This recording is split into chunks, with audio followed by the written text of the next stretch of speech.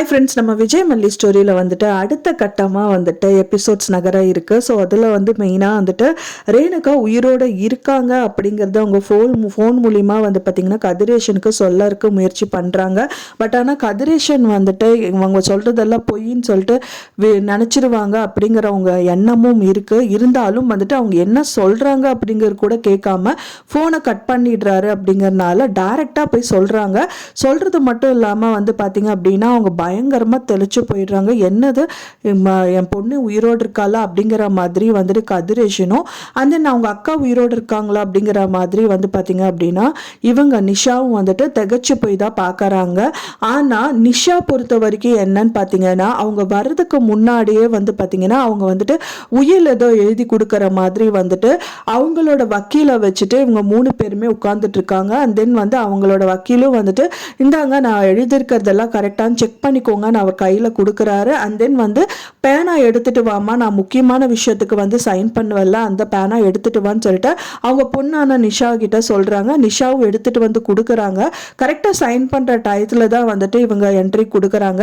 So அதனாலேயே வந்து பார்த்தீங்கன்னா நிஷா வந்து இந்த மாதிரி முதல் பொண்ணு இருக்காங்க, உயிரோட தான் இருக்காங்கன்னு சொன்னதுக்கு அப்புறமா கண்டிப்பாக அந்த ரேணுகாவை பார்க்காலோ பண்ணுவாங்களா மாட்டாங்களா அப்படிங்கிற கட்டத்தில் தான் வந்து ஸ்டோரி நகர இருக்கு. ஏன்னா வந்து இப்போ அவங்களுக்கு சொத்து ரொம்ப முக்கியம் அப்படிங்கிறதுனால கண்டிப்பாக அவங்க அக்கா வந்துட்டு உயிரோடு இருக்காங்க அப்படிங்கிறது சொல்கிறதுக்கு அவங்க விடமாட்டாங்க அப்படின்னு தான் எதிர்பார்க்கப்படுது. சும்மா பொய் சொல்கிறாங்கப்பா, அவங்க சொல்கிறதெல்லாம் நீங்கள் நம்பாதீங்க, எப்படி உயிரோடு இருப்பா, அட்டாப்சி ரிப்போர்ட் கூட வந்துருச்சு. ஸோ அப்படி இருக்கும்போது வந்துட்டு எப்படி வந்து திடீர்னு வந்து உயிரோடு இருப்பா அப்படிங்கிற மாதிரியெல்லாம் அவங்க சொல்கிறாங்க, நீங்களும் நம்புறீங்க அப்படிங்கிற மாதிரி எல்லாம் வந்து இன்னி கொஞ்சம் எபிசோட்ஸ் வந்து அது கொஞ்சம் இழுத்து அடிக்கிறதுக்கு நிறையவே பாசிபிலிட்டிஸ் இருக்குது.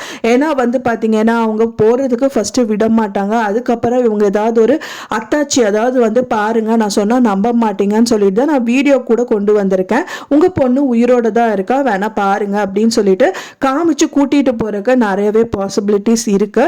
ஸோ வெயிட் பண்ணி பார்க்கலாம். ஒன்ஸ் அவங்க போயிட்டாங்க அப்படின்னா அவங்க பொண்ணை கண்டிப்பா வீட்டுக்கு கூட்டிட்டு வந்துடுவாரு. அங்கேயே விட்டுட்டு வரக்கு பாசிபிலிட்டிஸே இல்லை. ஸோ இந்த மாதிரி எல்லாம் வந்து கதைக்களம் போகுது. அதுக்கப்புறம் கட்டங்கள் எப்படி நகருது அப்படிங்கிற மாதிரி தான் வந்துட்டு பயங்கரமாக போக இருக்கு. ஏன்னா வந்து நிஷா சும்மா இருக்க மாட்டாங்க. அவங்க அக்கா உயிரோடு இருக்காங்கன்னு தெரிய வந்துச்சுன்னா கதிரேஷன் ஆனால் அவங்க அப்பா கண்டிப்பாக அவங்களை இங்கே கூட்டிட்டு வரதை செய்வாங்க. அந்த சொத்து விஷயம் எப்படி போகும் அப்படிங்கிறது தான் அடுத்தபட்சமாக வந்துட்டு அவங்க வந்து டிஸ்கஸ் பண்ணுவாங்க. ஸோ அதுக்கு நிஷா என்ன பண்ண போகிறாங்க அப்படிங்கிற மாதிரி தான் வந்து கதைக்களம் வந்து ரொம்ப சூடு பிடிக்க போகுது. ஸோ வெயிட் பண்ணி பார்க்கலாம் ஃப்ரெண்ட்ஸ், கதை எப்படி போகுது அப்படின்னு சொல்லிட்டு நீங்கள் என்ன நினைக்கிறீங்க அப்படின்னு சொல்லிட்டு உங்களோட கருத்துக்களை மறக்காமல் எனக்கு கமெண்ட்ல ஷேர் பண்ணுங்கள். நான் சொன்ன இந்த தகவல் உங்களுக்கு பிடிச்சிருந்தா மறக்காமல் லைக் பண்ணுங்கள், ஷேர் பண்ணுங்கள், கமெண்ட் பண்ணுங்கள், சப்ஸ்கிரைப் பண்ணுங்கள். மேலும் இன்னொரு மல்லி சீரியல் அப்டேட்டோட நெக்ஸ்ட் மீட் பண்ணுறேன். தேங்க்ஸ் ஃபார் வாட்சிங் மை டியர் ஃப்ரெண்ட்ஸ். நெக்ஸ்ட் வீடியோவில் பார்க்கலாம்.